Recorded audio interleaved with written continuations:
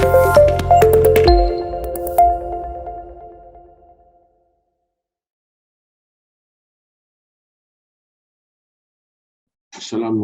selamat pagi, salam sejahtera buat kita semua.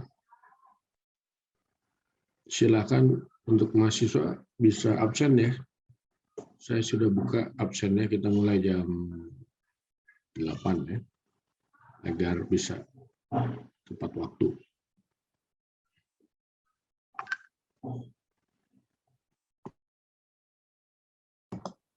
Silakan yang belum absen untuk mengisi absen ya. Delia Triseptiani. Iya Pak, saya sudah. Kalau bisa buka video ya. Kalau tidak bisa video, foto boleh. Hai Mulyana. Hai Mulyana. Izin mengganti device dulu, Pak. Oke.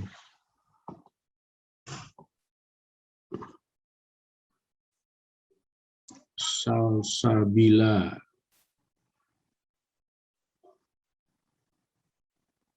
Salsabila.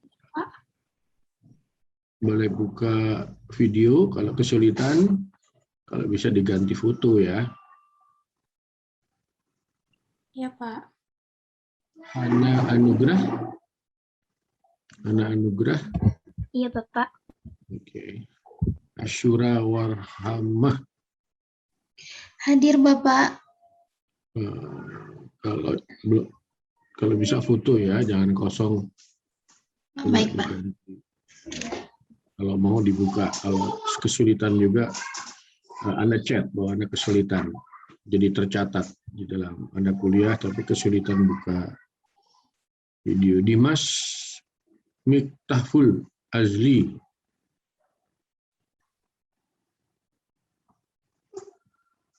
Juan Bastian. Tolong dibuka nih. Juan.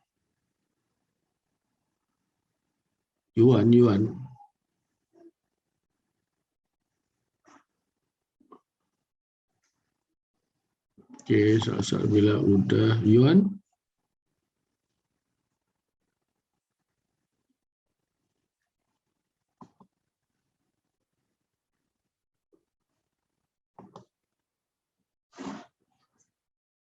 Tengku Haikal.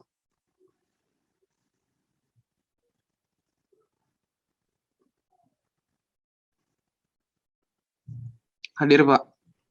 Oke, buka atau Anda buat foto ya kalau Anda bisa buka. Pak, saya izin ganti device ya, Pak. Kenapa? Saya mau izin ganti device, Pak, pakai laptop. Oke. Terima kasih, Pak. Herdian, ya boleh. Herdian masih hadir, Pak. Anda rubah pakai foto tuh, kalau enggak Anda buka video. Kalau kesulitan Iya, Anda Pak. chat. Saya on cam, Pak. Ini saya buka video. Oke. Bisa ya.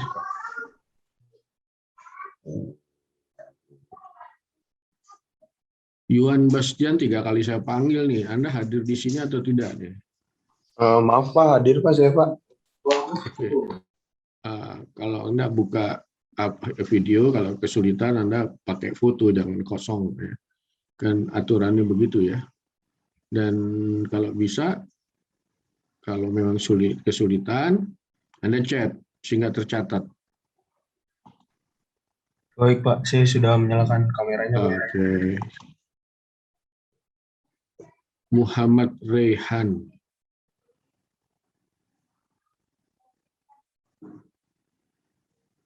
Muhammad Rehan. Anda ikut kuliah? Muhammad Rehan, Anda ikut kuliah? Kalau Anda tidak buka video, tidak menjawab, saya anggap Anda tidak hadir.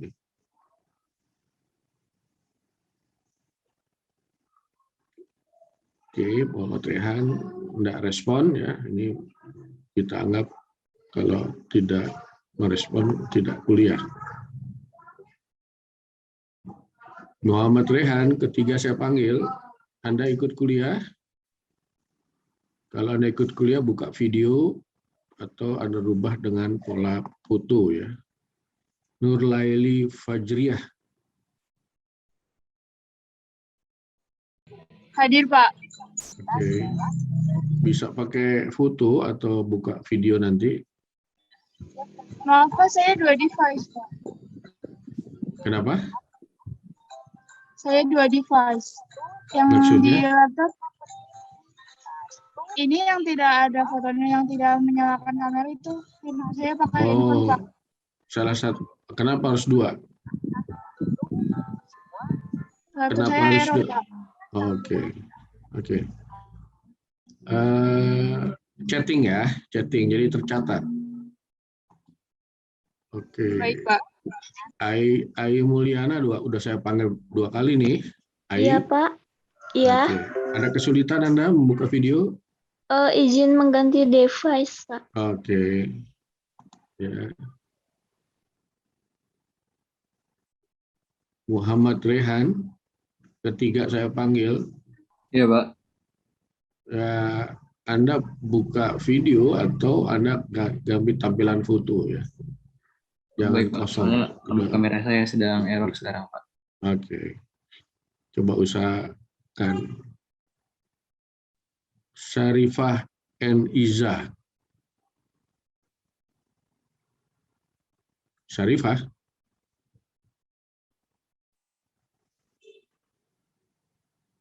Fikri juga.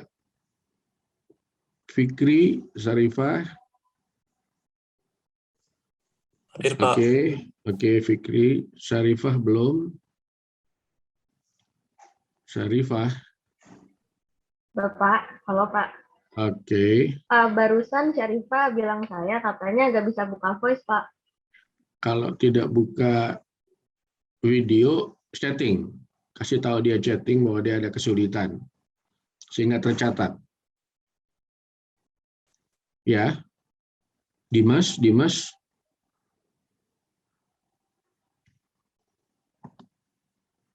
Kalau saya mencatat lebih parah nanti. Eva Tri Ananda. Iya, hadir, Pak. Sebentar ya. Oke. Baik.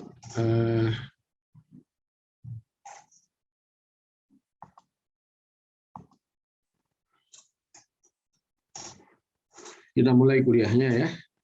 Pagi ini kita akan mulai membahas sosiologi pedesaan setelah mendapat pendahuluan dari Dr. Sofyan Syaf ya minggu lalu. Minggu ini mungkin 2 kali saya mengisi, mungkin 3 kali di akhir kuliah nanti. Yang pertama hari ini adalah bicara sosiologi pedesaan sebagai ilmu pengetahuan. Ya. Saya melihat ada yang dari G. Siapa yang dari G? Ada yang dari G? Saya, Bapak. Saya, Pak. Apa ambil departemen apa Anda? GFM, Bapak. Dari mana? Siva? Biofisika dan meteorologi, Bapak. Oh, kenapa mengambil sosiologi pedesaan nih, Siva? Tertarik, Bapak, karena saya dari Kalimantan Tengah, banyak desa-desa di sini yang menurut saya agak sedikit kurang berkembang, Bapak. Oke. Ya, dan keilmuan Anda itu dekat dengan sosiologi pedesaan. Ya, apalagi Kalimantan Tengah. Kalimantan Tengah itu diperhatikan dunia itu. Diperhatikan dunia dan ada harapan kalau desanya punya kesadaran bahwa iklim menjadi utama, basis pengembangannya adalah dari desa ya, dari desa. Oke, Siva, tapi saya lihat juga dari G, ada beberapa G, tadi ada E juga ya. Yang dari E? Saya, Pak. Kenapa nih Anda ambil sosiologi pedesaan? Muhammad Rehan. Iya, saya ngambil sosiologi pedesaan karena tertarik. Soalnya nanti bakal banyak melibatkan terjun ke masyarakat pedesaan sih Pak, rencana mengambil topik skripsinya Pak, gitu Pak. Anda ambil tema apa? Departemen apa? Konservasi sumber daya hutan Pak dan ekowisata. Good. Sebetulnya teman-teman SKPM juga akan masuk ke wilayah itu ya. Oke. Saya punya mahasiswa. Ada lagi yang mau menyampaikan? Dari luar IPB ada? Dari luar IPB? Dari luar IPB ada? Terdaftar. Di sini ada beberapa dari UNAN ya. Nggak ada di kelas ini? Nggak ada ya. Dari Makassar? Nggak ada juga. Baik. Baik, kalau tidak ada, ya kita mulai ya.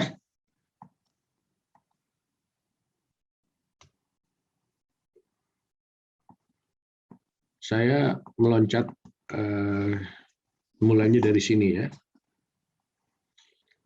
Apa perbedaan pengetahuan dan ilmu pengetahuan ya? Jadi kalau sebuah pengetahuan ya menjadi ilmu, maka pengetahuan itu yaitu jadi knowledge as a science ya, apabila knowledge itu menjadi unsur ilmu pengetahuan ya. Karena pengetahuan ini akan disusun secara sistematis ya, disusun secara sistematis. Artinya digunakan kekuatan pemikiran, logika ya, logika, pemahaman tentang sesuatu pengetahuan ya, pemahaman tentang suatu pengetahuan, dan bagaimana pengetahuan itu dicari ya, itu dilakukan secara tertentu, secara metodologi ya, maka kemudian disusun secara sistematis dengan menggunakan kekuatan pemikiran ya. Jadi pengetahuan yang dicari menggunakan metodologi ya, dan dapat dikontrol, sebenarnya cirinya adalah kalau ilmu pengetahuan itu dapat diverifikasi ya, dapat diverifikasi dengan metodologinya ya, sehingga pengetahuan itu disusun secara sistematis, akumulatif ya. Jadi ilmu pengetahuan itu sifatnya sistematis dan akumulatif, bertambah ya. Kemudian ini pastinya menggunakan pemikiran ya. Apakah ilmu sosiologi pedesaan sebagai ilmu memenuhi hal tersebut ya, ini boleh kita lihat ya, boleh kita lihat. Ini artinya apakah bicara sosiologi ya, tidak sendiri ya, sejumlah orang logi ilmu, sejumlah orang yang ada di desa ya, sosiologi pedesaan bukan hanya sebagai pengetahuan, tetapi didapatkannya dengan metodologi yang secara kritis ya, objektif, kemudian disistematisir, bahkan pengetahuan tersebut bersifat akumulatif ya, dan disusun melalui penggunaan kekuatan pemikiran yang rasional ya tentunya. Nah, bagaimana Anda mengetahui bahwa sosiologi pedesaan ini adalah pengetahuan tentang desa yang menjadi sebuah ilmu pengetahuan ya? Ini yang akan kita pelajari. Ada hal yang mungkin menjadi contoh,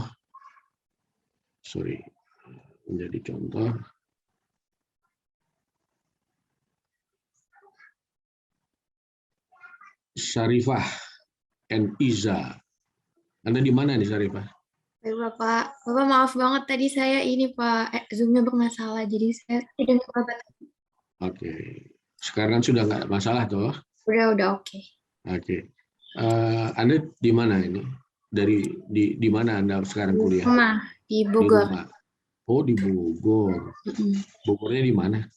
Di Sentul, Pak. Sentul. Ya berarti tidak ada masalah. Nah, jadi kalau saya ada cerita ini bahwa ada seorang mahasiswa kemudian pergi ke desa, ya, ditanya oleh warga desa, ya ini coba Anda baca ya. Kemudian apa yang dijawab, ya. Mana yang menurut Anda ini sebagai pengetahuan atau ilmu pengetahuan, ya. Knowledge or science. Boleh berpendapat setelah baca ini. Kalau menurut saya, Pak, yang Arif itu dia sains, soalnya dia harus meneliti dulu. Dia cari literatur dulu. Kalau yang pikiran itu dia pengetahuan, karena dia udah praktek. Gitu kalau menurut saya. Oke. Jadi, kenapa dia harus menelurusi pustaka ya?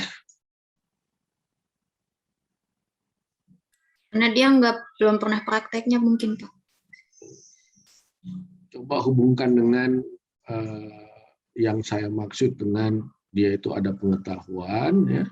Kemudian dia dicari pengetahuan itu secara metodologis, ya. Dia dicari, ya. Kemudian pengetahuan disistematiskan karena dengan sistematis itu dia akan bertumpu pada satu pengetahuan yang berkembang, berakumulasi A, B, C, D sampai Z gitu ya. Dan itu disimpan di pustaka, ya, di perpustakaan. Nah, itu mensistematisirnya juga dengan kerangka pemikiran. Jadi jawaban Anda betul, tapi alasannya itu yang coba Anda hubungkan dengan ciri-ciri ilmu pengetahuan berbeda dengan ciri-ciri ilmu pengetahuan. Ya. Ya, Pak. Jadi gimana? Ya, Alasannya silakan. salah. Alasannya salah. Berarti kalau ilmu pengetahuan dia harus melalui harus lebih lama gitu, Pak. Bukan lebih lama. Apa? Lebih dalam, lebih di apa? Saya nggak tahu. Lu kok nggak tahu? Masih bingung, Pak. Oke. Tengku, Haikal, bisa bantu?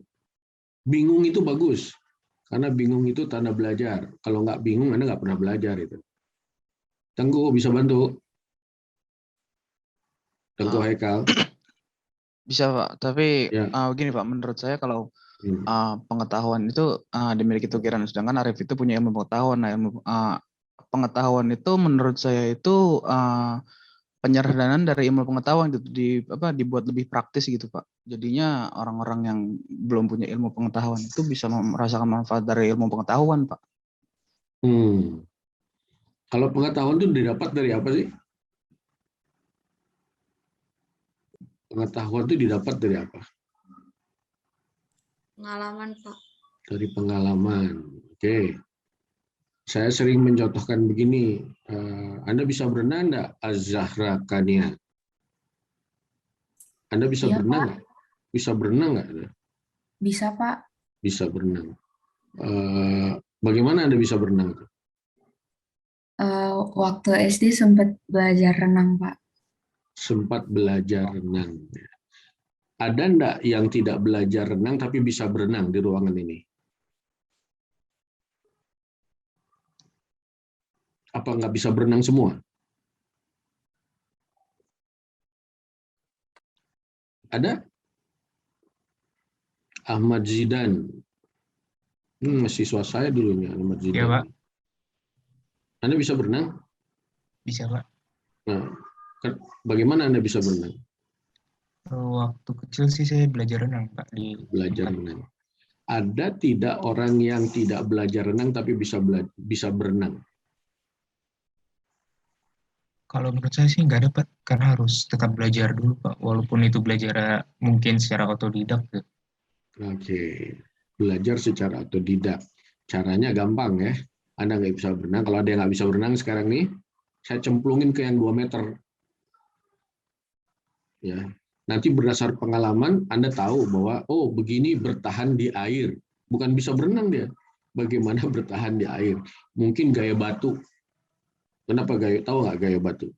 Tangannya menahan-nahan, berdiri gitu ya. Karena di air itu kita mengambang sebenarnya. Ya, tetapi kalau Anda mau berenang, ya dengan cara gaya batu itu Anda bisa berenang, namanya berenang. Dia Anda bisa bertahan di air ya. Bukan berenang, bisa bertahan di air. Tapi kalau Anda mau bisa berenang, tadi sebagian orang saya belajar berenang. Kenapa bisa dipelajari? Karena ada tekniknya Pak. Ada tekniknya ya. Jadi tekniknya itu dari satu ke satu tempat sama. Apa pertama Anda belajar? Berenang katak atau berenang bebas? Katak Pak. Katak. Karena katak yang lebih mudah ya dalam menyeimbangkan tubuh. Itu pasti semua sama itu secara metodologi. Dan saya bisa menduga kalau Anda bisa berenang karena belajar, pertama katak, kedua gaya bebas, gaya punggung, kemudian dia baru belajar gaya kupu-kupu. Ini kalau Anda punya track record belajar berenang, karena apa? Anda memang tak mempunyai pengetahuan tentang bagaimana bertahan di air. Ada sesuatu berdasarkan pengalaman, kecebur, ya, kemudian bertahan, Anda menyebutnya berenang, namanya berenang gaya batu. Ya. Tapi kalau Anda mau menjadi orang yang bisa berenang, yang tahu bagaimana berenang berbagai ciri, itu Anda harus tahu juga bertahan di air. Pertama Anda diajar berenang kan diyakinkan bahwa Anda tuh mengambang di air. Tinggal melakukan gerakan tertentu, kan begitu ya. Nah, itu pengetahuan, tapi pengetahuan itu sudah disistematisir. Jadi saya bilang, oh pasti Anda belajar katak dulu, karena dalam logikanya, bagaimana pertama yang mudah diajari. Oleh karena ada metodologinya kan. Jadi orang belajar renang, ya, kalau dibilang kamu bisa berenang, udah coba terjun, terus Anda pertama pasti akan mencoba dengan gaya katak. Tapi kita bisa duga betul atau tidak, karena dapat diverifikasi, ya, dapat dikontrol. Oh ini nggak bisa berenang nih, dulu waktu berenang kataknya nggak sempurna, ya ada metodenya. Karena apa? Ada berenang katak, ada berenang bebas, mungkin belajar gaya punggung, kemudian Anda coba belajar kupu-kupu, ya. Biasanya kupu-kupu yang terakhir, ya. Karena dia sudah tahu proses katak dan gaya bebas. Maka itu disistematisir, ya, menjadi sebuah hal yang dibangun dengan kerangka pemikiran yang kuat berdasarkan metodologinya. Beda ya, orang yang bisa bertahan di air, orang yang bisa bertahan di air secara sistematis yang disebut dengan berenang. Sehingga berenang adalah olahraga. Olahraga yang sifatnya apa? Pengetahuan dan ilmu pengetahuan. Wahidatul Laila. Ngerti nggak nih yang saya jelaskan? Wahidatul Laila. Iya, Pak. Ya, paham nggak bedanya antara pengetahuan dan ilmu pengetahuan? Ya, kurang lebih paham, Pak. Jangan pakai kurang lebih, paham dulu dong. Karena ini kalau nggak paham saya nggak terus nih.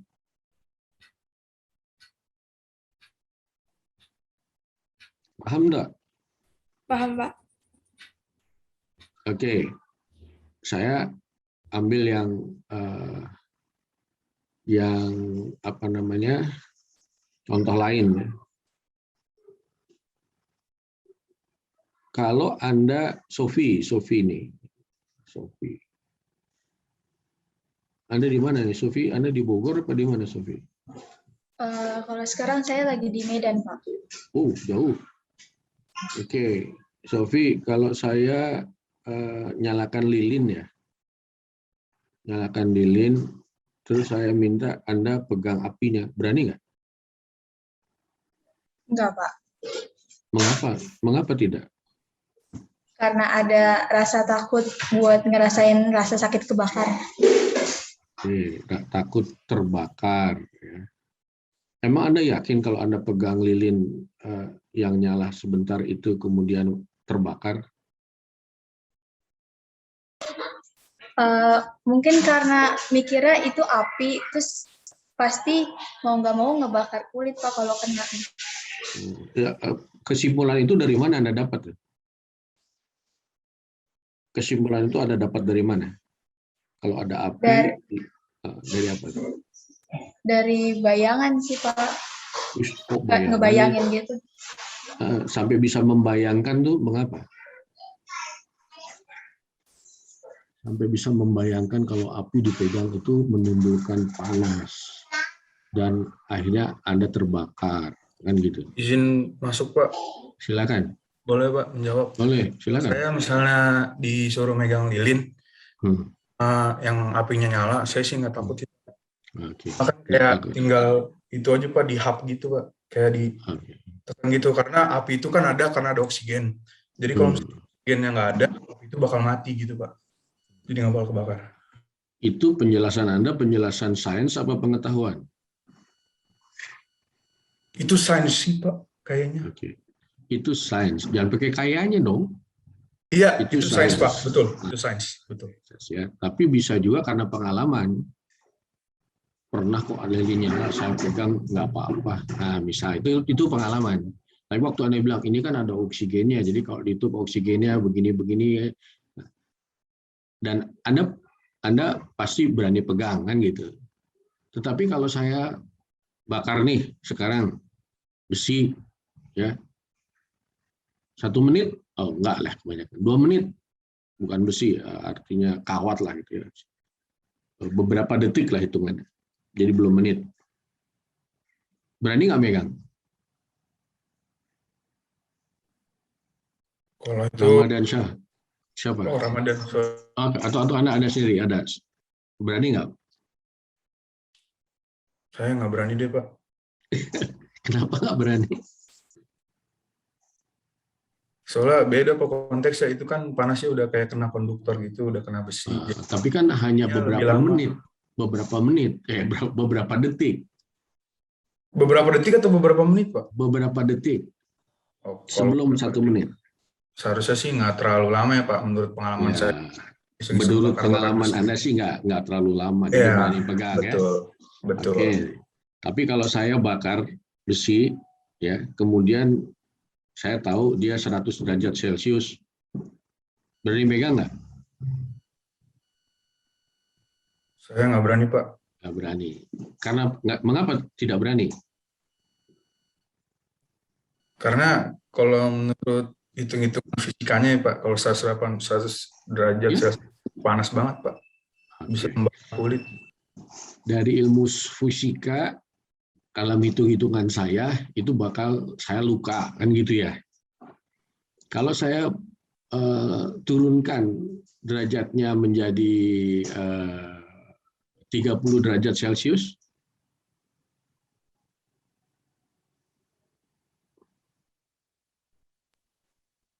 masih berani?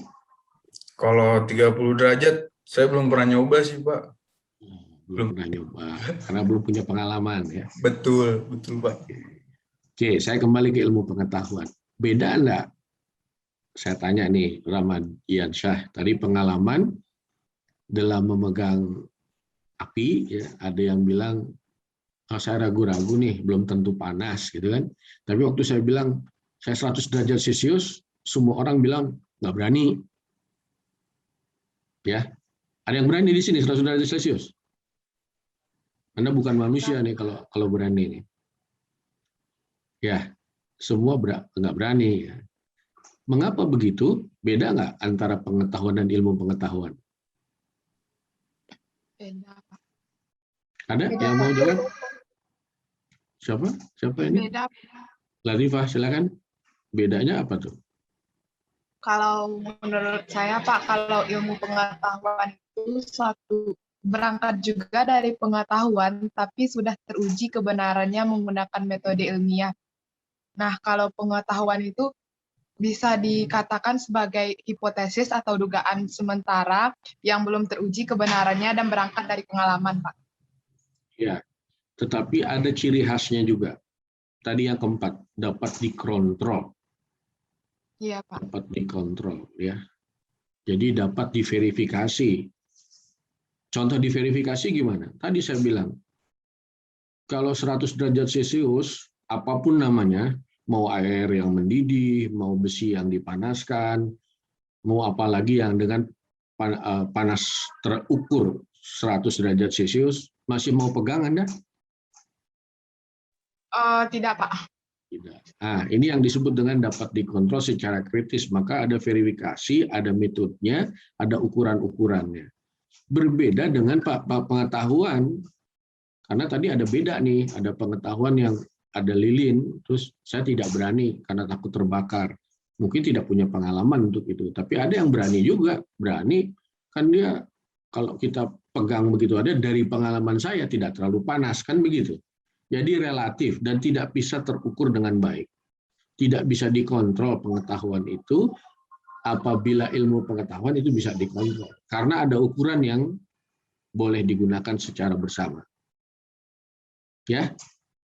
Nah, beda ya antara pengetahuan dan ilmu pengetahuan karena ada ciri-cirinya ya. Nah, sebagai ilmu pengetahuan atau sains ya, itu boleh jadi perspektif ya. Perspektif itu kalau kita belajar ilmu pengetahuan, kita sudah mempunyai kerangka dasar tentang sesuatu. Anda akan menolak tadi dengan panas apapun 100 derajat Celcius Anda pegang. Ya. Itu ada perspektif di situ. Karena Anda bukan membayangkan betul-betul dengan memegang itu Anda akan merasakan sakit karena terbakar. Ya, sehingga waktu Anda melihat ukuran tersebut ya, semua sama menolak apabila kita menggunakan sains yang sama. Ya. Nah, oleh karena Anda meyakinkan bahwa apa yang dijadikan sains itulah pemikiran yang akurat. Dan itu sudah diuji oleh berbagai hal ya, dengan ukuran terverifikasi gitu ya. Itu sama hasilnya. Dan apabila ada yang mengikutinya, ya itu akan menjadi pemikiran yang akurat. Misalnya Anda gunakan, kenapa saya gunakan Celcius?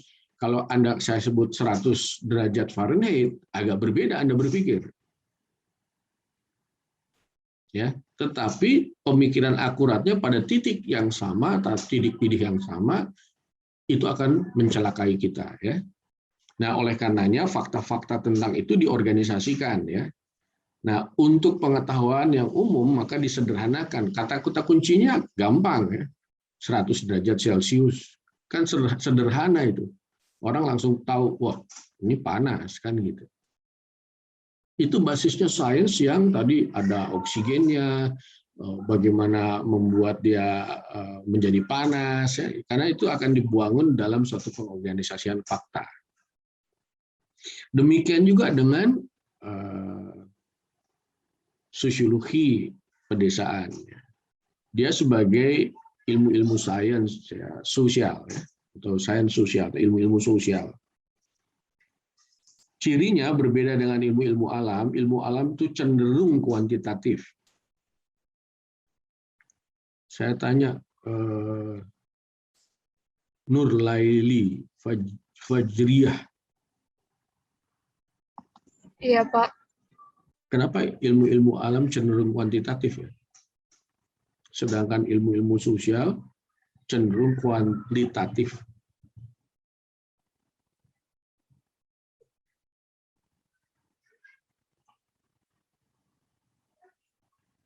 Ada pendapat? Apa yang diamati, dipelajari oleh ilmu-ilmu alam?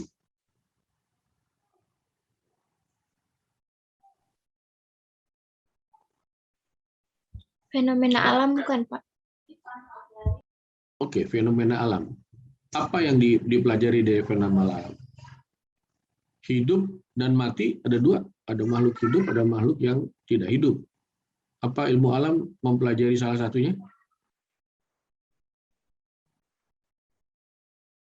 Aduh, ini yang teman-teman dari G mana nih, dari G? Dari golf. Kenapa cenderung kuantitatif? Kembalikan kepada ciri ilmu pengetahuan ya. Jadi orang ilmu-ilmu alam itu mempelajari apa? Dewi Eka Nawang Wulan, buka videonya. Nah, kenapa Anda kan sebagai apa? Dari mana nih? Biologi? GFM, Pak. Oh, dari climate juga ya? Iya. Apa yang diamati oleh teman-teman klimatologi? Itu, Pak, cuaca. Ya, apa pengamatan cuaca itu apa yang diamati? Kayak kejadian alam di cuaca itu kayak hujan terus panas gitu. Curah hujan gitu ya? Iya. Hujan, suhu, lama sinar matahari ya. Yang lain juga yang dari KPM harus tahu nih ya. Anda diajar juga di mana? Di mata kuliah apa nih? Nilam, Anda tahu? Iya, Pak. Ya, dari mata kuliah apa? Kalau orang klimatologi itu mempelajari apa? Objek-objek empiris kejadian alam, terutama tentang iklim gitu, Pak. Kalau setahu saya. Harus tahu, bukan setahu saya, harus tahu. Anda sudah belajar kok itu. Di mana Iya, Anda Pak. pelajari? Di mana Anda pelajari? Di pelajaran IPA, Pak. IPA di SMA, di IPB diingatkan lagi. Waduh, kalau tidak tahu saya nyesel. Itu harus Anda tahu ya. Walaupun Anda akan belajar ilmu sosial, Anda harus tahu. Bedanya orang ilmu sosial di IPB, Anda tahu persoalan-persoalan yang basisnya ilmu alam ya. Saya mau arahkan ke sana. Anda belajar nggak itu? Lama penyinaran matahari. Dari mata kuliah apa itu? Kimia. Hah? Kimia. Kimia? Enggak. Kimia. Kalau fisika masih mungkin. Ya. Itu mata kuliah, kalau mau zaman Anda mungkin pengantar ilmu pertanian ya. Itu di bab 6, 5, 6, 7. 3 pertemuan tuh bicara itu. Jangan lupa itu. Jangan lupa. Dan itu baik untuk ilmu sosial ya, baik untuk ilmu sosial. Tapi yang saya ingin tanyakan, dari hal itu apa sih mengapa jadi kuantitatif? Karena yang diamatinya ya, misalnya panas. Panas itu diukur dari lamanya penyinaran matahari. Kemudian ukuran yang jatuh ke bumi ya, tentang jatuhnya curah hujan ya. Itu semua ukuran-ukuran yang bisa dikuantifisir agar bisa dihitung, bahkan bisa diperkirakan ya ke depan. Tetapi apakah semua ilmu alam itu semua bersifat kuantitatif? Nah, ini saya harus nanya orang kehutanan nih. Apakah semua yang dipelajari itu harus kuantitatif? Ilmu-ilmu alam. Raffi, Pramana Raffi Yasir, Amri.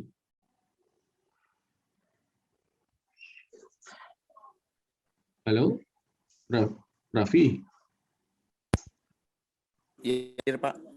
Ya, apakah ilmu-ilmu alam selalu kuantitatif?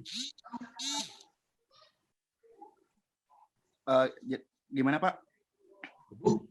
Anda ikut kuliah nggak nih? Ikut Pak, hadir. Ya, ilmu alam itu kan kenapa dikuantitatif? Karena apa yang jadi diamati itu bisa dikuantitatifkan. Tapi saya tanya, apakah ilmu alam itu belajar juga semua kuantitatif? Apakah tidak mempelajari kualitatif? Belajar juga Pak kualitatif kalau menurut saya. Contohnya apa?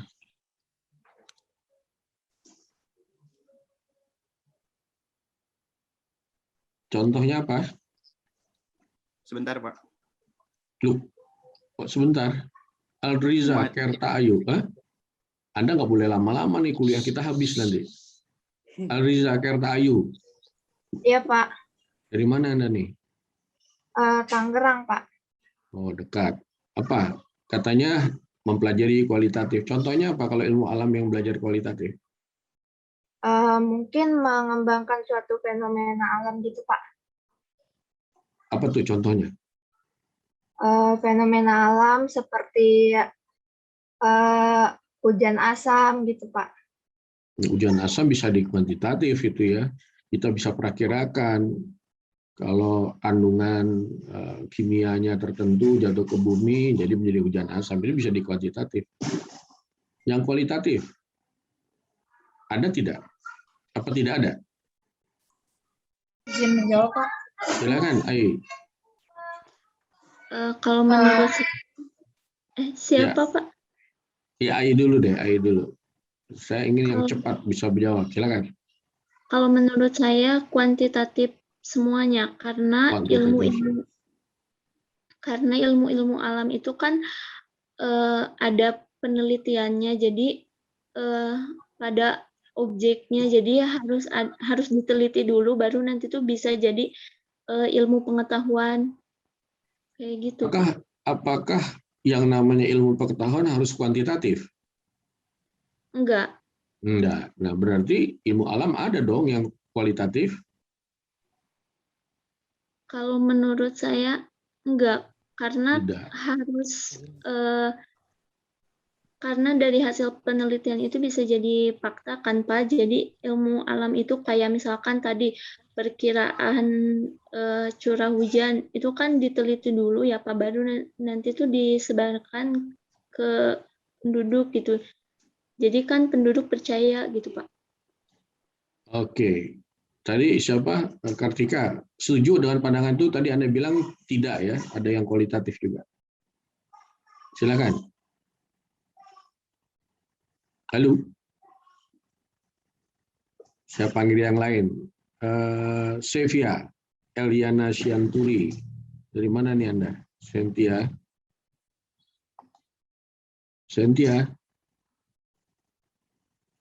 Kemana Anda nih? Sentia. Sekali lagi saya panggil, tak catat sebagai tidak hadir nih. Sentia. Iya Bapak. Ya, coba.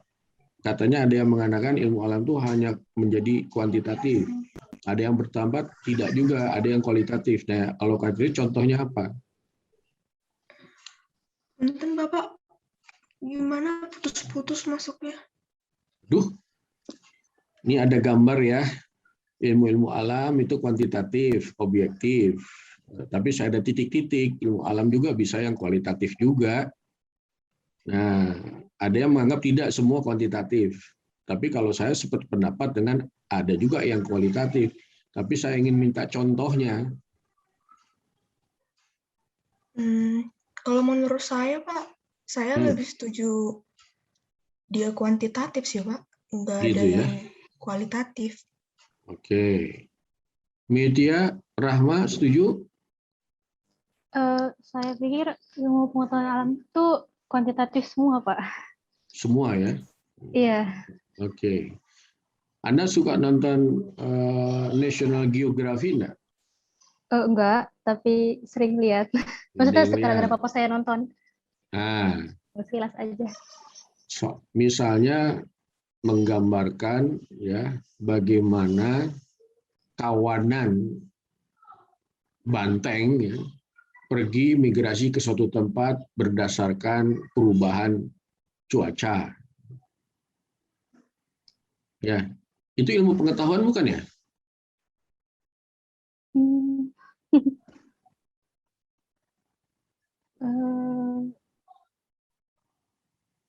Atau contoh lain, ada pengamatan bagaimana bunga itu bisa mekar. Itu ilmu pengetahuan enggak ya? Iya. Hah? Iya. Katanya satu kuantitatif semua. Hah? Saya masih bingung, Pak. Bingung itu tanda belajar. Ya, jadi kalau menurut saya ilmu alam juga ada yang kualitatif, ya, ada yang kualitatif.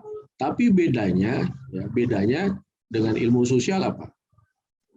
Ada yang tahu? Ada yang tahu bedanya kualitatif ilmu alam dan kualitatif ilmu sosial?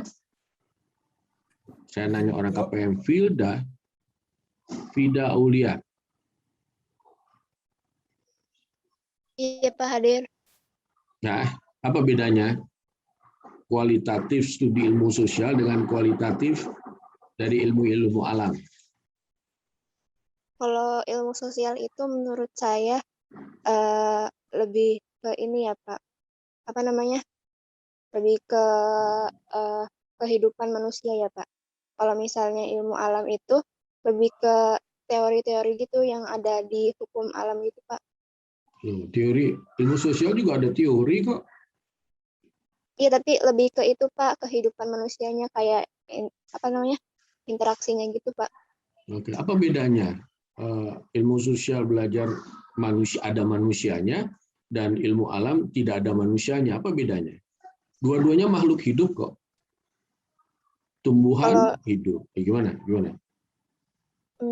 Gimana ya Pak? Kalau menurut saya itu kayak lebih ke interaksinya sih Pak, antar manusianya, bukan kalau misalnya ilmu alam itu kan misalnya ada ilmu biologi, itu kan memang belajar tentang manusia, tapi tentang anatominya misalnya gitu. Itu bisa kualitatif juga kan? Iya. Ya, tapi bedanya apa? Ilmu sosial yang kualitatif dengan ilmu alam yang kualitatif? Yang kualitatif di sini tuh maksudnya yang itu ya Pak, dari hitung-hitungannya atau gimana Pak? Kuantitatif itu kan bisa diukur. Ya, kalau kualitatif itu ya bisa juga melihat fenomena, dideskripsikan itu ilmu pengetahuan juga. Kan kita tidak tahu, karena pernah tahu nggak bagaimana cicak kawin? Pernah nggak tahu bagaimana cicak kawin?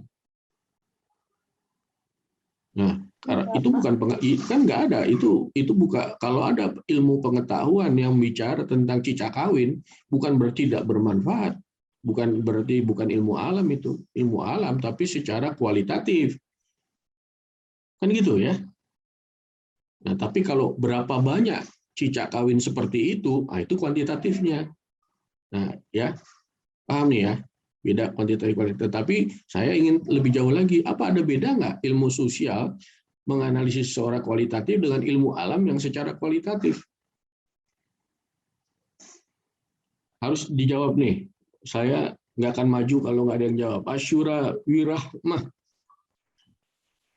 Iya, Bapak. Apa kira-kira? Contoh ilmu alam yang kualitatif, Pak. Gimana tadi?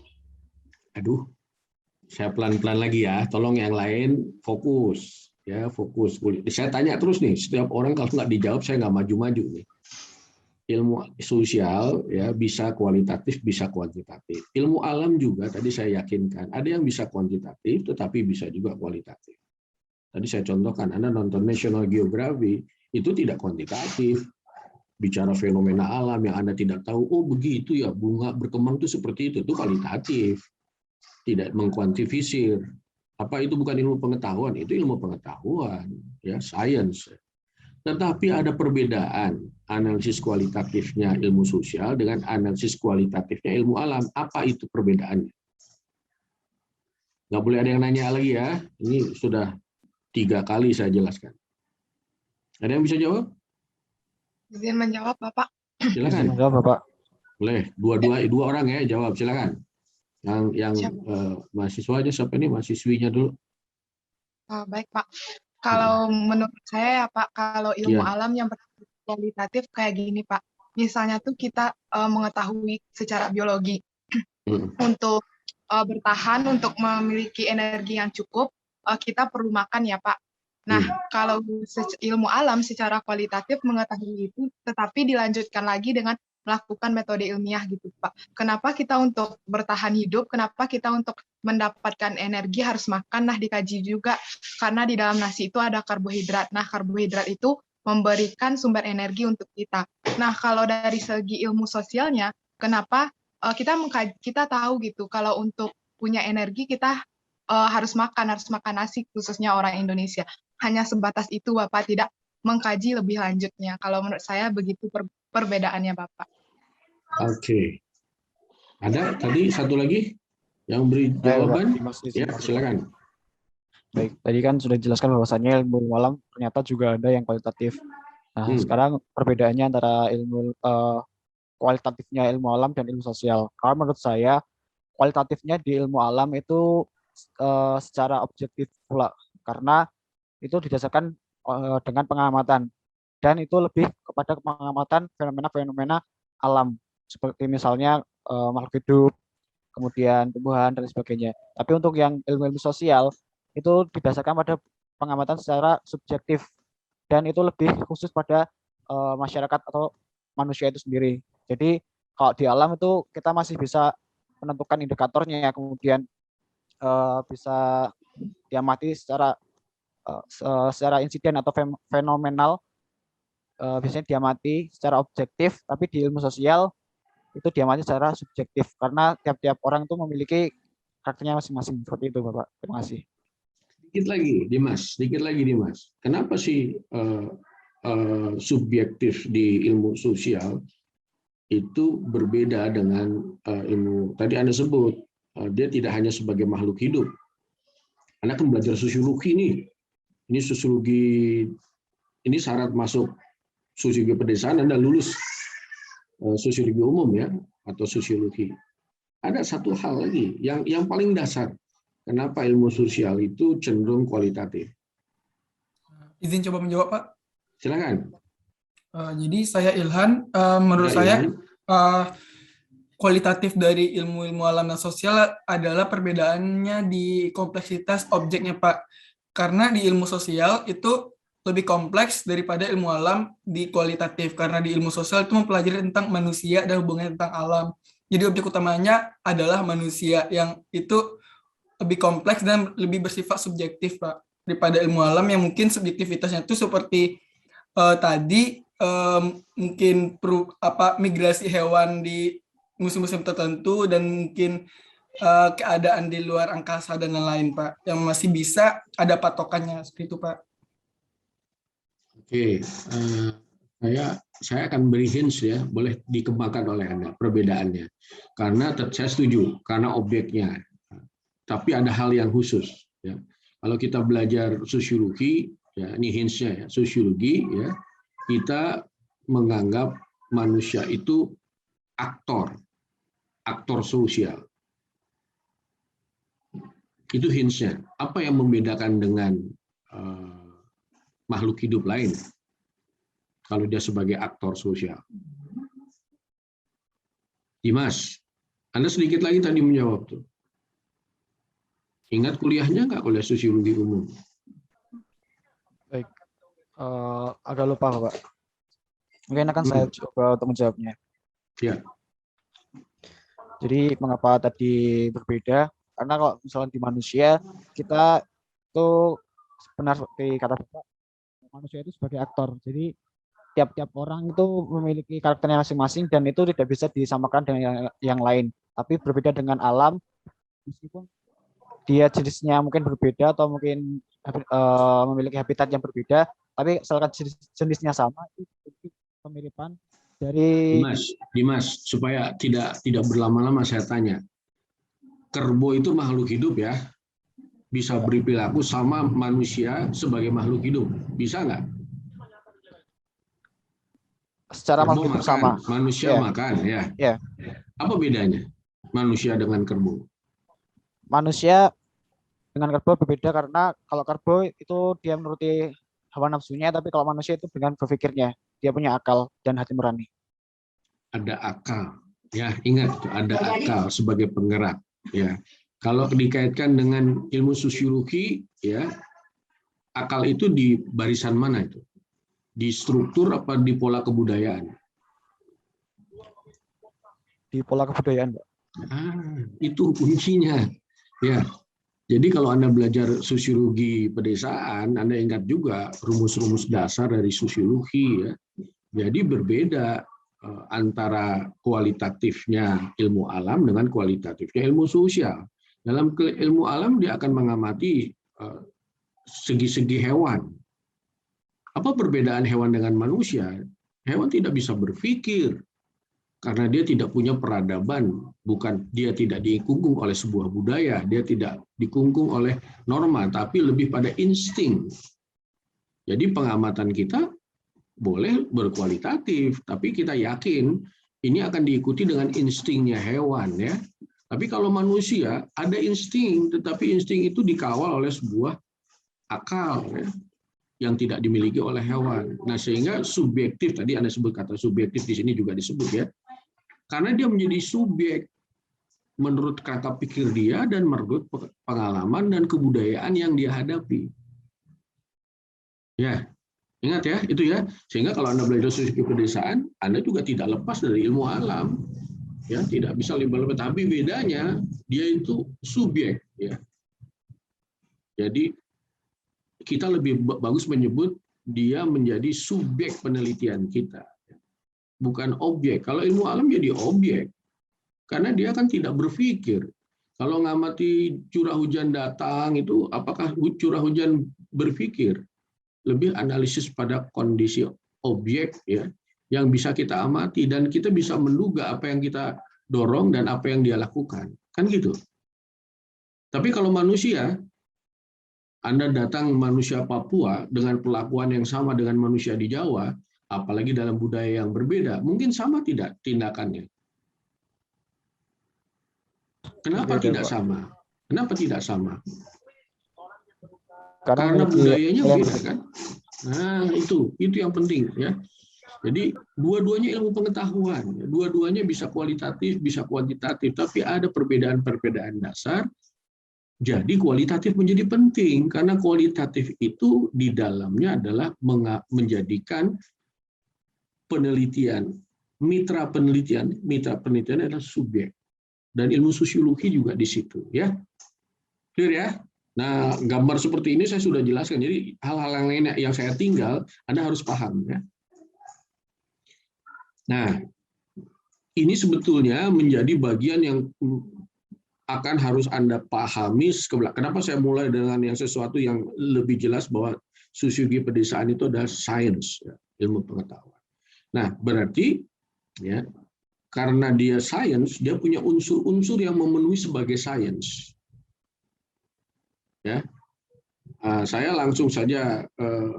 Ini ada filosofinya, jadi setiap ilmu itu ada ilmu yang didasarkan falsafah ilmu, ya. Dasar, nanti akan Anda kalau belajar lebih jauh, ini akan Anda tahu, tapi ini sebagai pengetahuan. Jadi, kalau dia sains, ya, maka ada ontologinya. Apa itu ontologi? Bagaimana kita menerangkan hakikat keadaan subjek. Ingat, ya, ilmu sosial, subjek. Ada ontologinya. Kalau kita bicara sosiologi pedesaan, sosiologi ilmu orang banyak tentang kondisi kehidupan desa, ontologinya adalah bagaimana Anda paham bahwa desa itu hakikatnya ada. Tadi saya lupa, saudara siapa yang dari klimatologi? Siapa ya tadi, ya? Yang awal saya tanya, kenapa Anda dari Kalimantan Tengah? Saya, Bapak. Nah, Siva, ya. Siva. Emang di Kalimantan Tengah ada desa?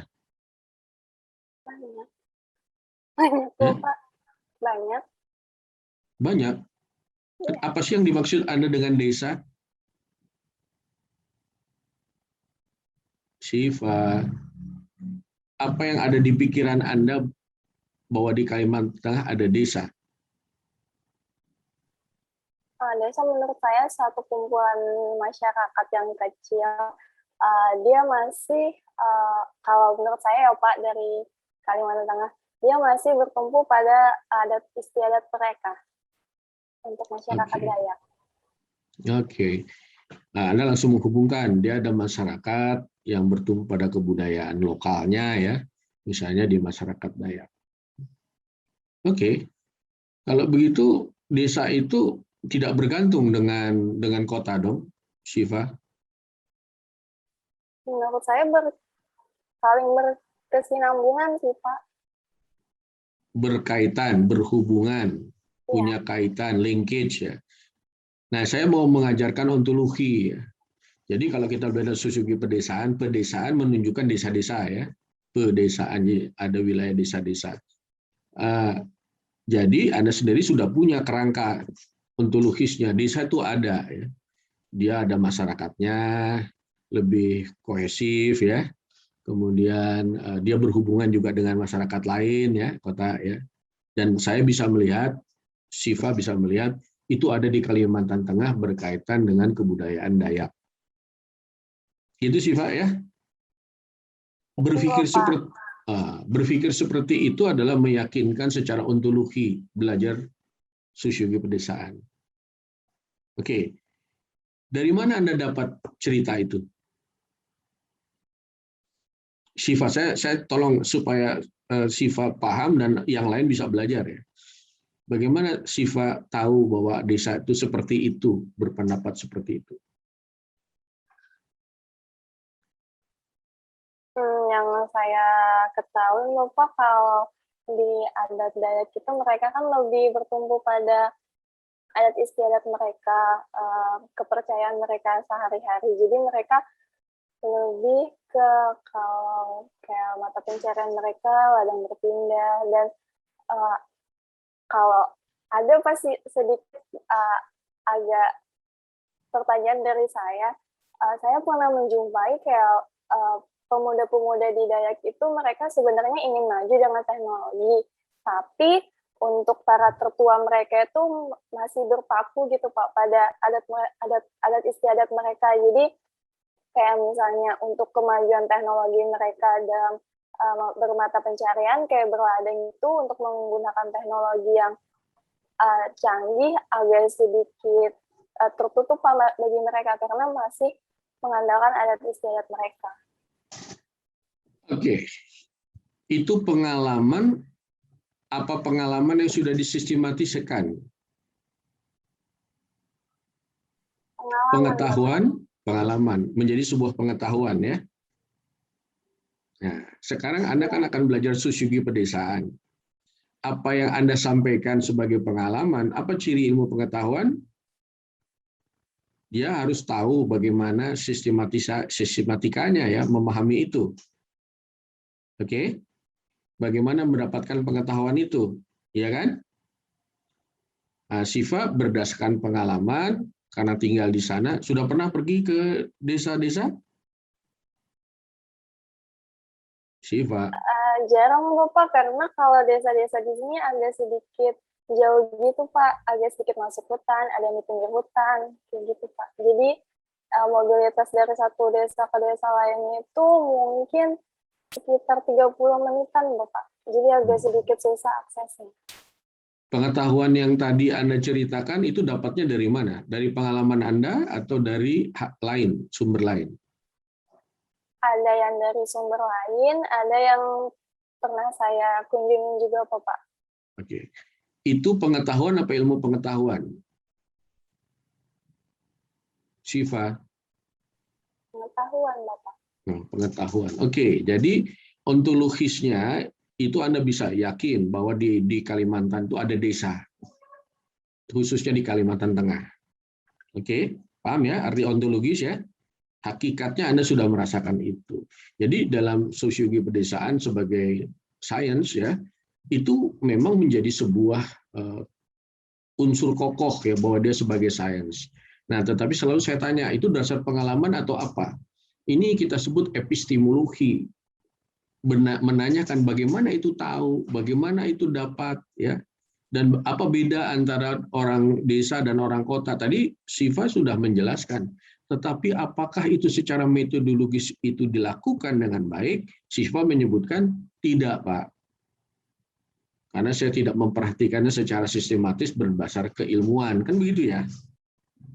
Nah, persoalan bagaimana mencari ilmunya itu namanya epistemologi. Ya. Nah, setelah dia tahu sebagai sains tentang desa, ya. Buat apa sih kita tahu tentang kondisi desa? Nah, itu. Dan kita buat sebagai ilmu pengetahuan yang dapat diverifikasi karena metodologisnya akan terukur, gitu ya. Untuk apa? Anda namanya aksiologi, aksio itu nilai.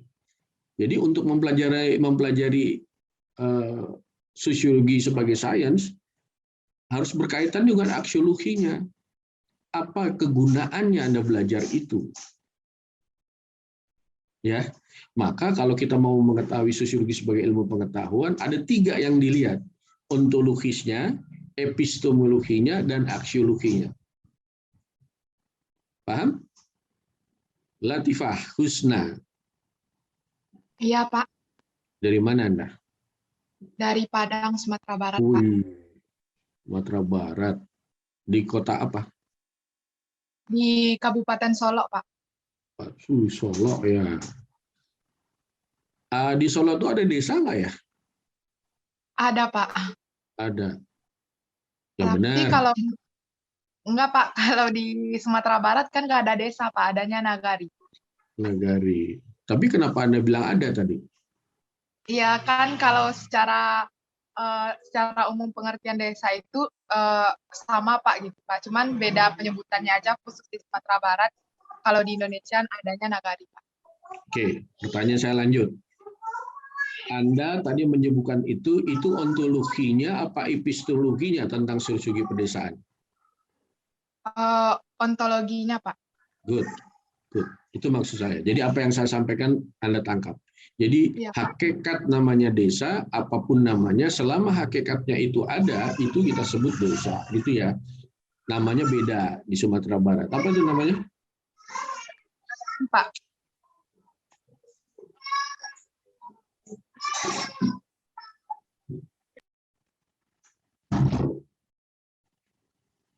Ya, apa? Latifah? Nagari, Pak. Nagari. Kenapa Anda sebut nagari itu desa?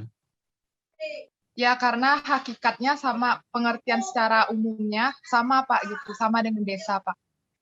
Apa tuh? Coba kita cek. Sama dengan tadi di Kalimantan Tengah. Dia ada... Apa, Pak? Ya, kalau kita mau cek bahwa hakikatnya itu desa, nagari itu nama, tapi hakikatnya dia desa. Kan kalau di tadi di Kalimantan Tengah ada orang ya yang cenderung berbasis mempunyai basis kohesi ya, ke solidaritas sesamanya. Bahkan di Kalimantan Tengah itu ada adat lokal yang dikuatkan.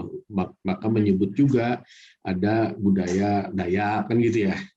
Kemudian dia berhubungan juga dengan kota, tidak sendiri, tidak menutup diri, sehingga dia yakin bahwa ini adalah desa. Sekarang kalau nagari, ada ciri-ciri itu enggak?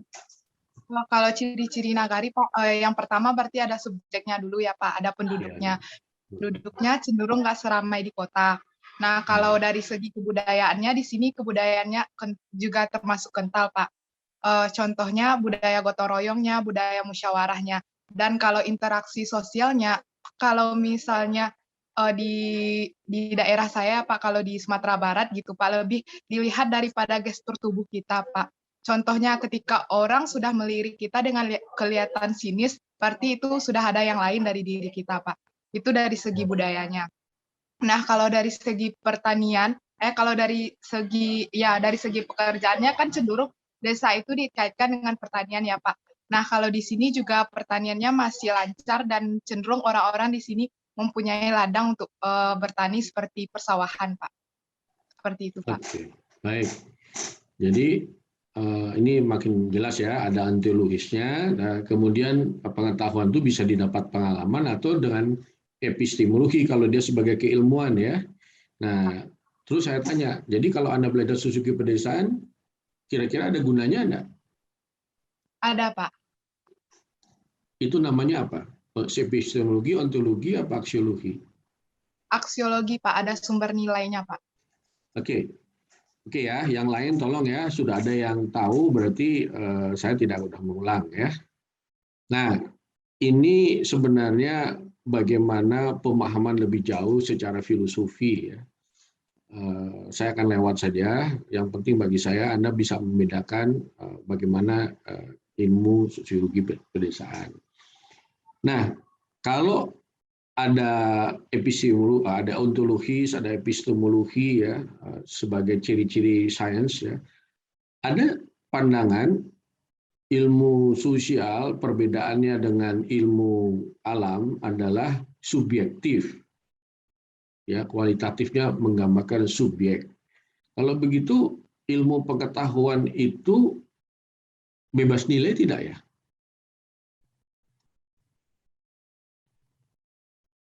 Saya ingin memberi penjelasan tentang bebas nilai. Ilhan Bazlin. Ya, hadir, Pak. Ya, di mana Anda nih? Di Padang, Pak, Sumatera Barat. Wush, banyak dari Padang ya. Di mana Sumatera Baratnya di mana? Ya, Pak, di Kota Padang, Pak.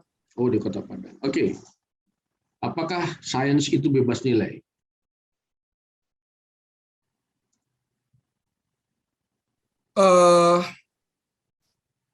Ya, menurut saya, Pak, ilmu itu tuh ilmu sains itu tidak bebas nilai, Pak. Kenapa ya? Mengapa tidak bebas nilai? Maaf, Pak, saya salah baca sumber.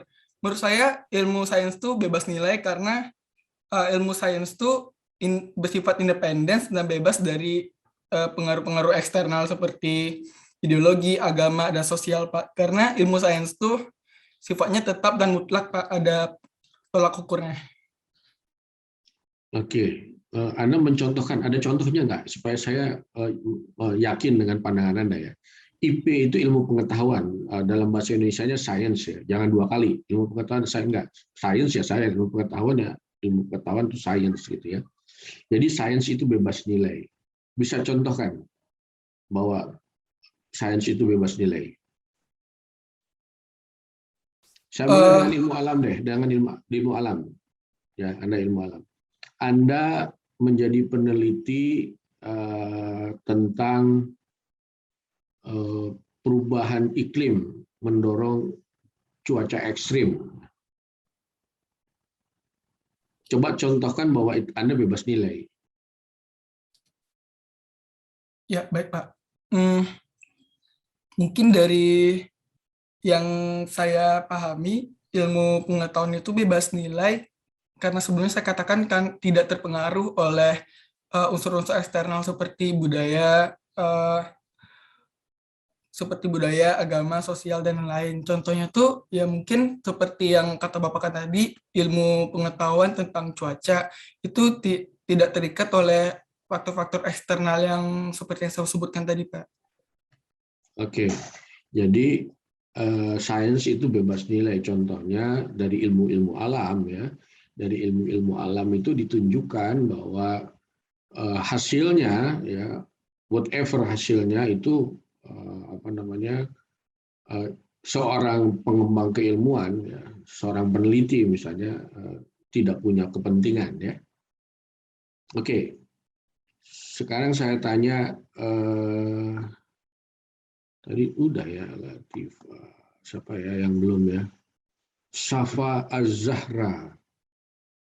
Dari mana Anda nih, Safra? Dari Jakarta, Pak. Oh, di Jakarta. Pertanyaan saya, apakah ilmu social science itu bebas nilai?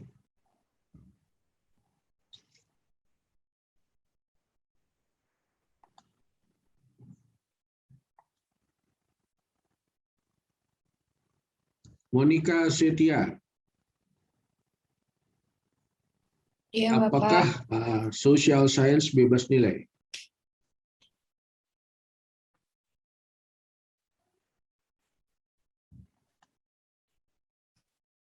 Cepat merespon, latihan.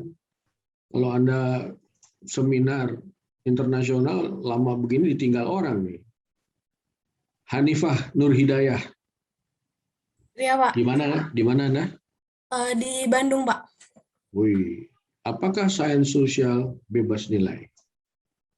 Kalau menurut saya tidak, Pak. Karena Mengapa? kalau sosial itu seringkali berubah-ubah gitu, Pak. Tiap kayak dari zaman dulu sama zaman sekarang kan terjadi perubahan gitu, Pak. Dari mulai nilai-nilainya, norma-normanya. Oke. Fikri setuju, Fikri? Di Bandung juga Fikri nih. Kenapa, Pak? Setuju. Setuju Saya nggak? di Bogor, Pak. Oh, di Bogor. Setuju nggak? Tadi pandangan bahwa karena dalam mempelajari ilmu sosial berkaitan dengan perubahan.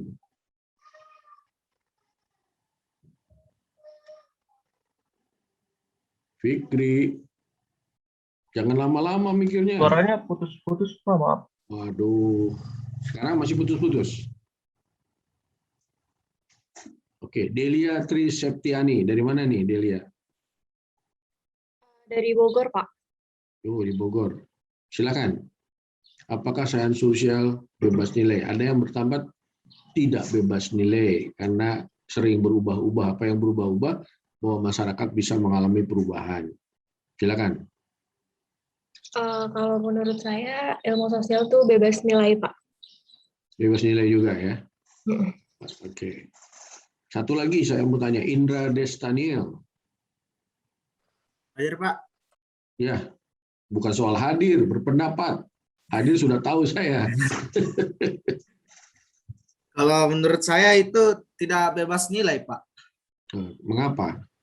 Sama yang seperti disampaikan Hanifah juga, kalau masyarakat itu selalu berubah-ubah, Pak, mengikuti kondisi dan situasi yang terjadi. Jadi begini ya, nah, ini saya sebenarnya ilmu sosial itu mengikuti jejak ilmu alam, ya, natural science ya. Karena apa? Dia bangga dengan tadi diistilahkannya bebas nilai. Bebas nilai apa? Seorang peneliti, ya, peneliti dalam memahami fenomena alam, ya, dia objektif, ya, objektif. Dan Anda lihat subjeknya itu, objek penelitiannya kan tidak bisa berpikir, sehingga dia bisa menemukan perilaku yang objektif. Ingat ya, yang objektif. Maka ilmu sosial pun ingin mengikuti keilmuan yang bisa bebas nilai. Gitu. Tapi ingat, memang subjek penelitiannya kan beda. Ya. Tadi saya ingatkan, subjek penelitian ilmu sosial itu subjektif karena ada budaya di situ, ya, ada cara orang berpikir, punya akal, dan bisa memang berubah sebuah perilaku A besok ke depan B, sehingga ada kontradiksi. Ada teman-teman ilmu sosial yang berusaha objektif seperti meneliti ilmu-ilmu alam. Itu cita-citanya. Tetapi pada kenyataannya yang berkembang, ya, ilmu sosial itu sulit seperti memahami ilmu alam. Ya. Maka cenderung ilmu sosial itu tidak bebas nilai. Tetapi apakah semua ilmu alam itu bebas nilai? Tidak. Ya. Saya contohkan, karena ini sesuatu yang harus Anda pahami. Peneliti tentang vaksin COVID, ya, itu ada seorang peneliti perempuan, ya, dan menemukan yang namanya vaksin, ya, vaksin dan sudah digunakan secara besar, ya, itu dia dalam satu tim membuat satu penelitian yang menemukan bagaimana vaksin itu akan efektif bila dimasukkan ke tubuh manusia, membangun imunitas. Nah, itu menjadi satu temuan. Ya. Apabila orang yang hasilnya itu bebas nilai, itu selesai di situ. Paham ya temuannya? Tapi yang tidak bebas nilai, aturannya adalah kalau seorang ilmuwan ya, yang menemukan sesuatu inovasi, inovasi itu adalah invensi yang bisa digunakan luas, itu bisa mematenkan hasil itu. Ya. Kalau dia patenkan, ya, maka produksi vaksin itu, industri yang memproduksi vaksin itu harus memberi uang kepada peneliti itu karena dia menggunakan hasil penelitiannya. Dengan cara itu dia mematenkan hasil temuannya, ya. Dia akan menjadi kaya. Ya. Katakanlah 100 mili vaksin yang diberikan ke manusia, $0,5 bagian dia, ya. Dari harga $10 misalnya. Anda bisa bayangkan kalau 6 juta orang ya divaksin kali $0,5, berapa dolar dia punya? Kalau 6 juta ya. Paham maksud saya ya? Tetapi yang bersangkutan, Moderna ya, itu dia tidak mau mempatenkan. Dia tidak mau mematenkan. Karena dia melihat saya sebagai peneliti, seorang pemikir, menemukan teknologi, dan teknologi ini bukan untuk kekayaan saya. Teknologi ini untuk segi-segi kemanusiaan. Maka silahkan digunakan. Silahkan diperbanyak. Saya cukup dikenal sebagai penemunya. Dia tidak bebas nilai. Walaupun dia ilmu pengetahuan alam. Ya. Nah, jadi kalau kita lihat, kalau ilmu sosial cenderung tidak bebas nilai, tapi ilmu alam cenderung memang bisa bebas nilai, tapi tidak berarti dia tidak bisa bebas nilai. Ya. Paham ya maksudnya? Paham nggak nih? Jawab dong, Ai Mulyana. Oke. Ai Iya, Pak. Mulyana. Iya, Oke. Anda di mana nih? di Cianjur. Oh, Cianjur. Oke, Cianjurnya kota? Di Cianjur Utara. Cianjur Utara, berarti kota ya? Di Sarongge, Pak. Oh, di Sarongge. Oke, good. Nah, ini saya tidak memberi cepat saja, sehingga kalau kita belajar sosiologi pedesaan, yang harus tahu adalah dasar-dasar sosiologi ya, memahami interaksi sosial, tindakan sosial, integrasi fungsional, kekuasaan, kebudayaan, misal ya. Karena terus terang belajar sosiologi itu kan menjadi penting memahami konsepnya. Karena sering dipakai di sehari-hari, tapi sering juga diartikan menurut arti sendiri-sendiri. Nah, oleh karena itu harus belajar konsepsinya, dan konsepsinya itu dijadikan basis ya. Tadi ingat, ilmu itu akumulatif ya. Nah, oleh karenanya Anda harus juga mengingat konsep-konsep sosiologi ya untuk sosiologi pedesaan. Kami tidak akan mengulang itu ya. Jadi Anda harus paham itu akan diterapkan dalam memahami desa ya. Sosiologi pedesaan sendiri dikembangkan oleh Founding Fathers IPB ya. Jadi kalau di IPB dulu ada 2 dasarnya. Sebelum lepas dari UI itu namanya Fakultas Pertanian. Ada 2, yaitu ilmu-ilmu tekniknya dan ilmu-ilmu sosialnya. Itu awal-awal tuh IPB berdiri ya. Sehingga dia ada di Bogor di 2 tempat itu. Ilmu tekniknya berkembang. Tadi ada kehutanan, klimatologi, segala macam, itu ilmu tekniknya. Dan ilmu sosialnya ada di departemen atau jurusan ya, itu sosial ekonomi. Di jurusan sosial ekonomi itu ada 2, yaitu perusahaan yang mempelajari perusahaan pertanian karena banyak perkebunan ya, warisan Belanda. Ada yang mempelajari segi-segi petaninya ya, yaitu yang disebut dengan sosiologi pedesaan ya, dikaitkan dengan penyuluhan kepada petani. Nah, di Sosped ini, ya, di Sugih Pedesaan itu, karena melayani bagaimana menguatkan petani dan desa, keilmuannya hibrid, ya, transdisiplin, ya. Sehingga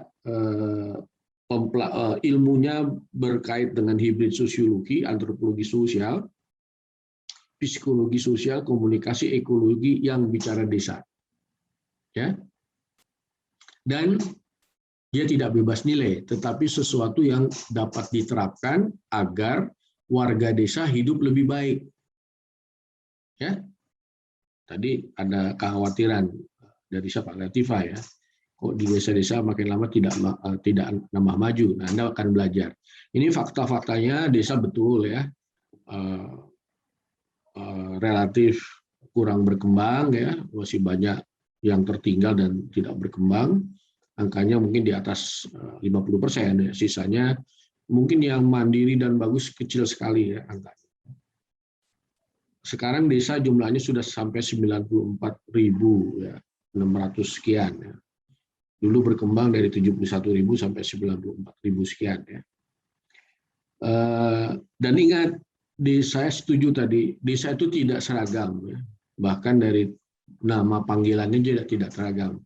Tetapi tipologinya menunjukkan, ya, persawahan, perkebunan, perladangan itu sangat besar. Jadi tidak salah Anda sebutkan desa itu, Pak, berkaitan dengan pertanian. Ya, Anda itu sebagai pengetahuan, ya, tapi secara sistematis keilmuan Anda betul, ya. Jadi secara ontologis kita sudah paham tentang desa dan keunikannya, ya. Nah,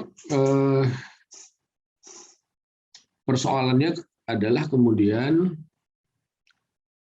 bagaimana desa itu kita bisa dorong agar bisa lebih maju dari sekarang, ya. Ada undang-undang desa yang sudah hampir mendekati 10 tahun, ya, tapi kemajuan desa belum bergerak lebih cepat, ya. Ini menjadi soal buat kita bersama, yang oleh karena itu yang belajar sosiologi pedesaan, mari kita berpikir tadi dia hibrid ilmunya, ya, kemudian mempelajari desa dengan berbagai perspektif. Ingat, ya, kata-kata perspektif keilmuan, dan punya aksiologi, ya, yang dapat digunakan berguna bagi mempercepat peningkatan kesejahteraan warga desa. Clear, ya? Oke? Nah, misalnya sekarang ada menunjukkan bahwa desa itu tidak terlalu berkembang karena potensi-potensi di desa yang basisnya agraris tadi Anda sebut, ya, pertanian, sumber daya alamnya itu tidak diperhatikan, ya. Oleh karenanya desa sekarang menjadi ciri kemiskinan, ya, di Indonesia, ya. Jadi memang betul kemiskinan turun, tapi ciri desa miskin tetap, ya. Ini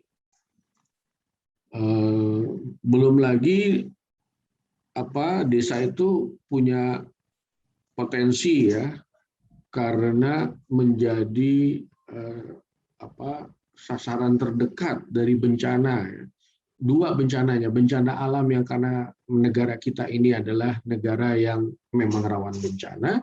Kedua adalah desa menjadi korban karena bencana akibat perilaku orang, ya, yang tidak memperhatikan kondisi keberlanjutan alam, ya. Maka banjir, puting beliung, tanah longsor, yaitu kebakaran hutan, itu menjadi ciri yang boleh menjadi hal yang mengenai desa. Oleh karena saya sepakat teman-teman klimatologi masuk belajar, karena ilmu klimatologi itu harus bermanfaat bagi orang, dan orang yang bisa mengatasinya adalah orang desa, ya. Karena sebagian besar sumber bencana ekologis karena desa dirusak, ya, oleh orang lain, ya. Ya, ini menjadi ciri, dan orang-orang klimatologi harus sadar itu, ya. Saya setuju ada yang kuliah di sana. Kemudian ada kehutanan. Ini kan persoalan bencana ekologis, ya. Hampir pasti hutan di kita hilang, ya, dan korbannya adalah orang-orang yang terdekat dari kawasan hutan, yaitu masyarakat desa. Saya setuju, sehingga aksiologi yang dibangun dalam belajar ilmu sosiologi pedesaan sebagai ilmu harus ada pembelaan ya terhadap masyarakat dan memberi solusi untuk mereka ya. Ini datanya, penyebab banjir adalah kerusakan hutan ya, maka tadi ide bahwa bagaimana hutan tidak rusak tapi bermanfaat buat orang desa, ada ekowisata hutan yang Anda kembangkan, silakan ya. Nah, mari kita pelajari ya. Jadi ilmu pengetahuan itu harus berguna untuk orang desa ya. Jadi sosiologi pedesaan sebagai sains ya, ini berkait dengan bagaimana kita mampu mengembangkan masyarakat atau komunitas desa dan desa sebagai pemerintahan setelah disahkan oleh Undang-Undang Nomor 6 tentang Desa tahun 2014 ya. Saya pikir itu ya, yang lainnya adalah penjelasan. Tadi disebut orang desa itu, bagus Anda menjawab, orang desa itu apa tertutup? Tidak, betul ya. Jadi kalau kita bicara pengembangan masyarakat dan desa, dia tidak tertutup ya. Dia berhubungan, ada perspektif makronya dan ada perspektif mikronya. Ada penguatan dalamnya, tapi juga ada bagaimana mengkaitkan dengan kebijakan atau langkah-langkah yang ada di luar dirinya. Ya. Ini dan boleh jadi keterlibatannya berbagai pihak. Ya. Ada pemerintah, ada lembaga adat, tadi disebut di Sumatera Barat ya. Ada di Kalimantan juga ada lembaga bisnis, swasta, ada masyarakat desa usahanya. Ya. Ini menjadi ciri. Tadi sudah saya sebut, ini dulu dikembangkan Profesor Sayogyo, bermula dari memang ini ada dua akar ya yang mengembangkan IPB. IPB itu dibangun oleh dua akar, keteknikan dan sosial. Ya. Keteknikan itu berkembang ke ilmuwan pertanian, kehutanan, ya. Tapi ada sosek. Sosek berkembang ke Fakultas Ekonomi, ya, Manajemen, dan Fakultas Ekologi Manusia. Ya. Saya pikir itu, ya. Ada pertanyaan? Ada Pak, saya izin nanya Pak. Silakan. Siapa nih? Siapa? Sudah. Ya, langsung bertanya, memanfaatkan waktu. Ya Pak, tadi kan ada data yang Bapak kasih lihat ya Pak, yang desa itu jumlahnya bertambah. Tapi kan saya juga masih punya ini ya perspektif, kalau misalkan desa itu kalau lebih maju nanti lama-lama akan berubah jadi kota. Tapi menurut data yang Bapak sajikan tadi ini kan ya Pak, desa itu jumlahnya bertambah apa karena ada pemekaran atau memang orang-orang di suatu wilayah itu membuat desa baru ya Pak? Oke, ada pertanyaan ontologis nih. Saya balik bertanya, nanti saya jawab pertanyaan Anda dan mudah-mudahan ini menjawab pertanyaan. Apakah desa itu harus menjadi kota? Enggak Pak. Nah, oke ya.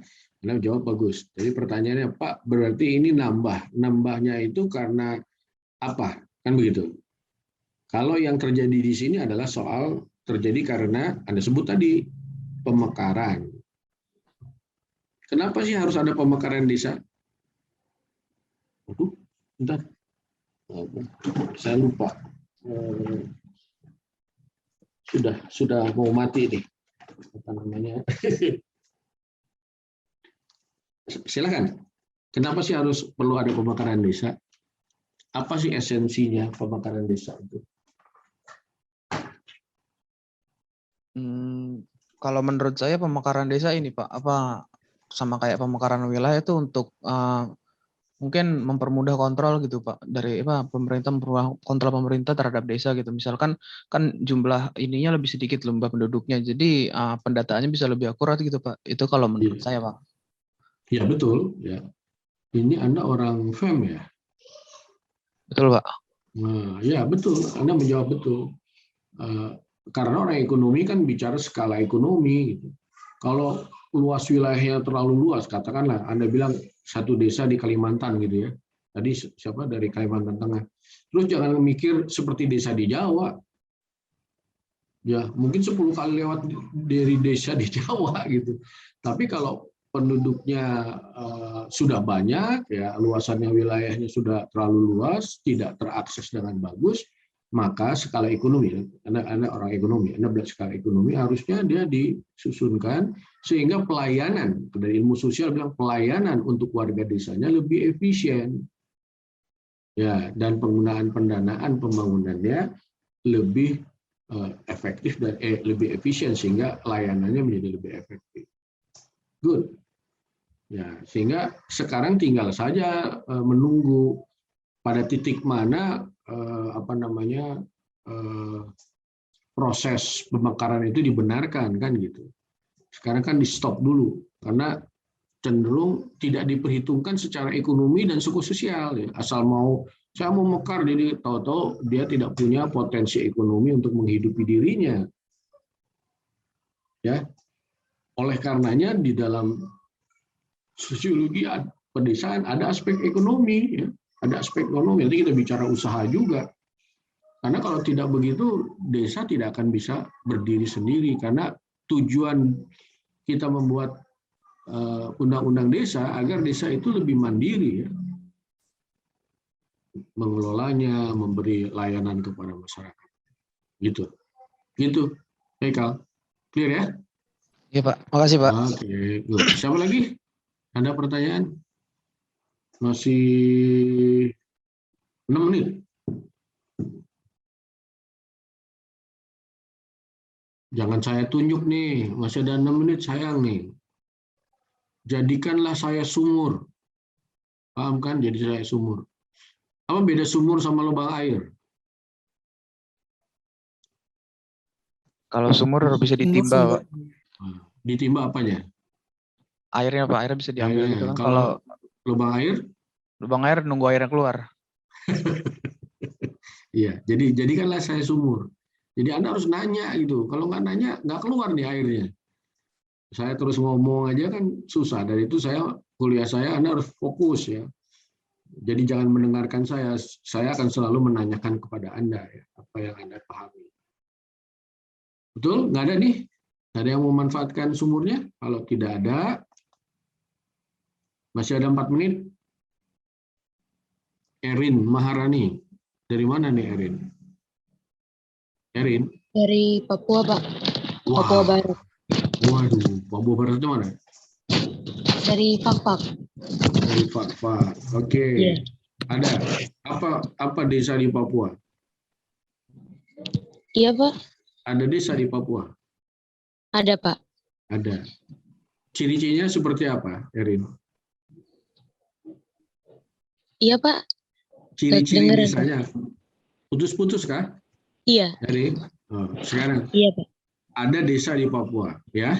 Iya, iya. Apa ciri-ciri bahwa itu desa di Papua? Ontologisnya apa? Anda sebut bahwa di Papua ada desa.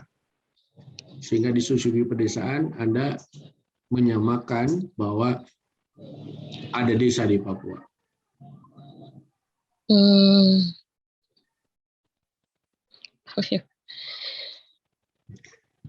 Apa kira-kira? Jangan takut salah, Anda boleh berpendapat nih. Ini waktunya jalan ting tung ting tung ting tung. Hah? Yang pastinya ada dia punya sumber daya alamnya ya.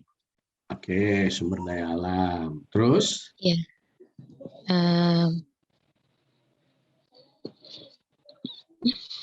Ini belajar sosiologi pedesaan pasti apa? Kalau ada sumber daya alamnya apa? Itu ilmu alam. Kalau ilmu sosial apa? Ada? Ilmu sosialnya itu ada apa? Oh, itu desa. Jelas ada penduduknya kan? Iya, ada penduduknya. Ada penduduknya, ada lingkungan alamnya kan gitu. Iya. Nah, penduduknya ini apa kekhasannya bahwa itu seperti desa? Iya, Pak.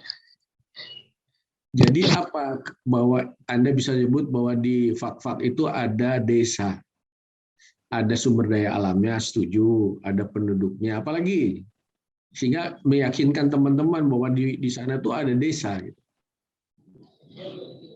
Kebudayaannya, Pak. Budayanya, ya ada budayanya, oke. Terus dia berhubungan dengan kota apa tidak? Iya, Pak. Iya, terbuka berhubungan dengan kota. Karena boleh jadi ya, kalau di Papua ya, dia ada penduduknya, contoh, boleh jadi dia ada penduduknya, ya, ada sumber daya alamnya, ya, tetapi dia bukan desa. Ada. Iya. Karena mungkin dia tertutup, terisolasi, dia tidak punya hubungannya dengan kota. Bedanya desa, dia memang ada penduduknya, ada budaya lokalnya, ada sumber daya, tapi dia berkaitan dengan kota. Tadi diciri-cirikan. Kalau hakikat ontologisnya seperti itu, memang dia ada desa. Oke? Iya, Pak. Oke, ya. Maka pembelajaran kita dalam ilmu sosial itu yang harus tahu tentang ontologisnya, tahu epistemologinya, bagaimana itu diketahui, kemudian apa yang digunakan untuk itu. Nah, mungkin yang belum kita bahas lebih detail bagaimana epistemologinya ya, bagaimana menemukan hal-hal yang berkaitan dengan desa, karena itu harus melalui apa yang disebut dengan ciri ilmu pengetahuan atau ciri sains sosial adalah diverifikasi, mampu diverifikasi. Saya tadi memverifikasi apakah ada desa, maka saya memverifikasi. Tetapi kalau dalam sains seharusnya dia melalui metodologi yang sama ya, sehingga ada indikator-indikator ya, tolok ukur yang meyakinkan ya, yang terkontrol sebagai sebuah desa. Paham ya? Oke, kalau paham, terima kasih atas perhatiannya. Ini menjadi landasan dasar ya bahwa Anda belajar sosiologi pedesaan sebagai sains ya. Sampai jumpa minggu depan. Salam sehat buat semua. Assalamualaikum warahmatullahi wabarakatuh. Salam sejahtera. Saya izin live ya.